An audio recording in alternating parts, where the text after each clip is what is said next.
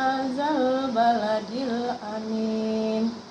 Laqad khalaqnal insana fi ahsani taqwim. Summa radatnahu asfala safilin. Illal ladzina amanu wa 'amilus solihati falahum ajrun ghairu mamnun. Wa ma yukazzibuka ba'du biddin. Alaihissallahu bi ahkamil hakimin. Sadaqallahul azim. Apa kabar anak-anak ibu pagi ini? Tentunya baik kan? Hari ini hari pertama kita masuk sekolah kembali yang sekian lama sudah libur ya. Baiklah anak ibu, hari ini sebelum kita mulai belajar, ibu absen dulu ya. Siapa nih yang masih liburan nih, yang belum masuk sekolah juga nih, nyambung liburnya ya. Ayu, ada Ayu? Ada. Jamilah hadir. Widya Ningsi hadir Bu, hadir ya semua. Berarti semua ya hadir nih ya. Gak ada yang namu-namu libur lagi ya. Baik anak-anak ibu, hari ini sebelum kita mulai belajar seperti biasanya, untuk memberkahi pembelajaran kita pada hari ini, baiknya kita berdoa dulu ya nak. Angkat tangannya ya. Bismillahirrahmanirrahim. Rabbi zidni ilman warzuqni fahma. Amin. Sadaqallahul azim. Baik anak-anak ibu, hari ini pembelajaran kita adalah mengenai taharah. Baik anak ibu, ibu mau bertanya dulu sebelumnya, anak-anak ibu udah pernah belum dengar taharah? Karena nih orangnya udah besar-besar. Orangnya anak SMP, bukan anak SD lagi ya kan? Nah, orang-orang SMP. Pernahkah anak-anak ibu sekalian mendengar arti kata-kata taharah? Pernah? Ya, bagus. Tentunya pernah ya, karena udah besar-besar. Apa arti taharah, nak? Iya, bagus. Taharah artinya bersuci. Bersuci dari apa, anak-anak ibu? Bersuci dari hadas dan najis. Pinter anak-anak ibu, karena udah besar ya. Dan kelas 2 SMP ya. Baik anak-anak ibu, hari ini kita yang bakal ibu jelaskan kepada anak-anak ibu sekalian adalah mengenai taharah. Taharah tadi anak ibu kan udah sebutkan kan, taharah artinya bersuci, bersuci dari hadas dan dari najis. Nah, anak-anak ibu, sebelum kita mulai, ibu mau menyampaikan tujuannya dulu. Apa tujuannya kita mempelajari taharah?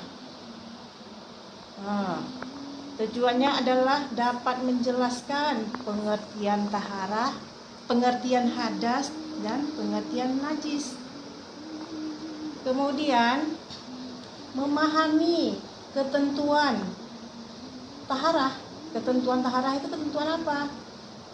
Ketentuan wudu, tayamum, mandi. Nah, itu ketentuan taharah. Kemudian satu lagi, dapat membedakan mana yang hadas, mana yang dikatakan hadas, dan mana yang dikatakan najis. Oke anak ibu. Baik anak ibu, untuk selanjutnya kita mulai dengan pembahasan. Ibu maunya pembahasan tentang taharah aja dulu ya. Sebelum ibu jelaskan lebih lanjut pengertian taharah terhadap najis. Coba siapa anak-anak ibu yang bisa menjelaskan, nak? Taharah terhadap najis. Ya, siapa, nak? Ya, oke, anak ibu ada yang mau menyampaikan, menjelaskan. Taharah dari najis artinya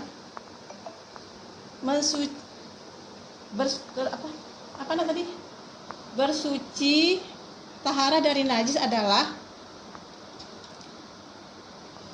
sesuatu yang najis yang terdapat pada tubuh, najis atau kotoran yang terdapat pada seseorang yang menyebabkan seseorang tersebut tidak boleh melaksanakan ibadah. Nah, kotorannya apa aja? Nanti bakal kita sampaikan ya, nak. Nih. Jadi taharah untuk najis itu terhadap najis. Taharah tadi kan suci, nak, bersuci. Jadi bersuci untuk najis tadi adalah kotoran yang terdapat pada tubuh seseorang, atau kotorannya kotoran hewan atau kotoran bermacam-macam kotoran ya, nak.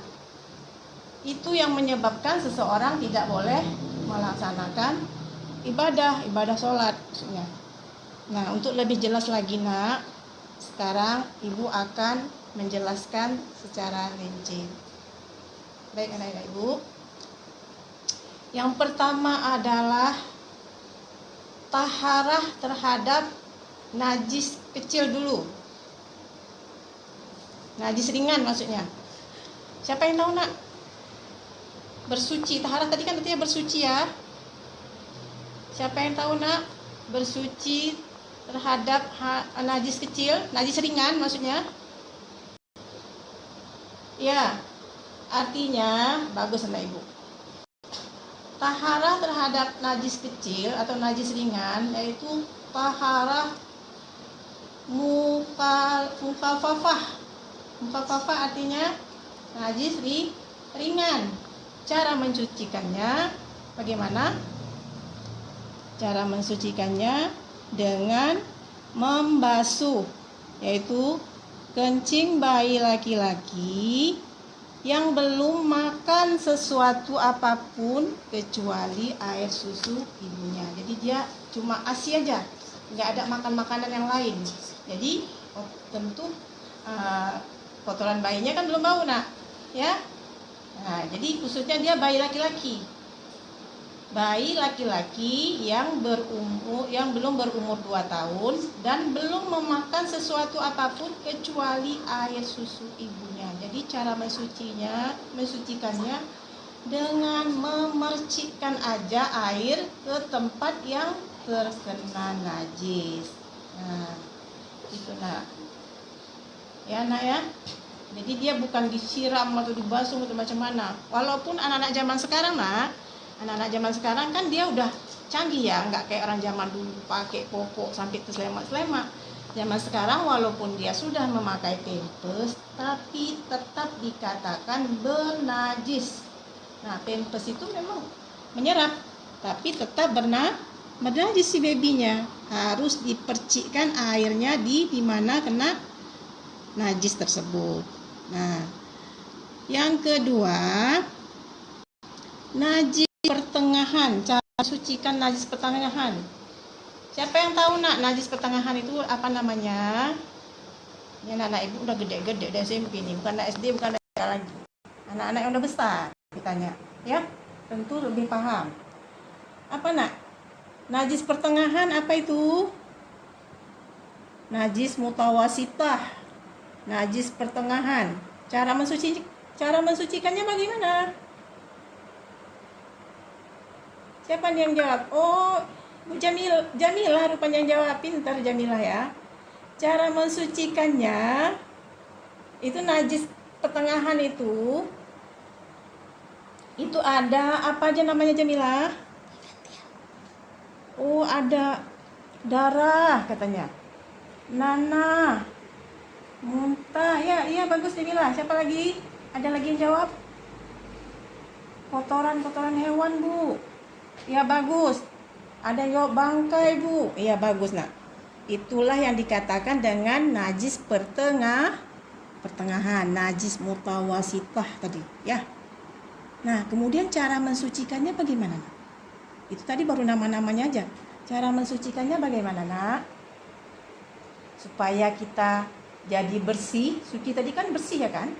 Supaya kita bersih macam mana cara mensucikannya? Cara mensucikannya, ya, siapa yang tahu, Nak? Sebelum Ibu sampaikan, Ibu tanya dulu siapa yang udah tahu nih? Udah tahu duluan? Belum, Bu? Oh ya belum. Nah udah, kalau belum nih Ibu sampaikan. Cara mensucikan najis pertengahan adalah harus dibasuh. Dibasuh tempat yang terkena najis. Beda dengan najis mukhafafah tadi. Dia percik-percik aja. Kalau ini nggak bisa. Harus dibasuh karena bukan bayi. Dibasuh tempat yang terkena najis. Nah, di mana terkenanya najis? Dicuci, dibasuh, dialirkan airnya. Nah, begitu cara mensucikannya. Udah paham anak-anak Ibu? Sudah, ya. Kemudian yang najis berat. Nah, najis yang berat. Tadi najis kan ada 3 ya kan? Ringan, pertengahan, dan najis berat. Najis berat yaitu najis apa? Siapa yang tahu anak Ibu? Najis berat. Coba Widya, najis berat apa nih Widya? Iya bagus Widya, najis badan anjing Bu katanya. Iya betul Mak, betul, bagus. Sosial pada segi religius dengan materi taharah apa yang bisa dicapai, ada sosial apa yang bisa dicapai, dan pengetahuan, level pengetahuan dan selanjutnya pada psikomotorik, maka perlu dilakukan sebuah proyek sehingga si peserta didik memiliki perilaku yang menjaga kebersihan, dalam menjaga agar peserta didik dapat mengerti atau mengetahui manfaat bersuci, manfaat dari kebersihan. Karena kalau untuk ini ceritanya untuk sepanjang hayat dia, dari dia masa kanak-kanak sampai dia dewasa nanti, dia biar mengerti bagaimana wajibnya kita bersuci. Karena suci itu, bersih itu bukan berarti suci. Bersih itu kan banyak Bu, di mana-mana bersih orang. Tapi suci itu kan belum tentu bersih. Nah, tujuannya diajarkan taharah adalah agar dia mengerti yang mana bedanya bersih dan mana bedanya, mana yang dikatakan bersih, mana yang dikatakan dengan suci gitu.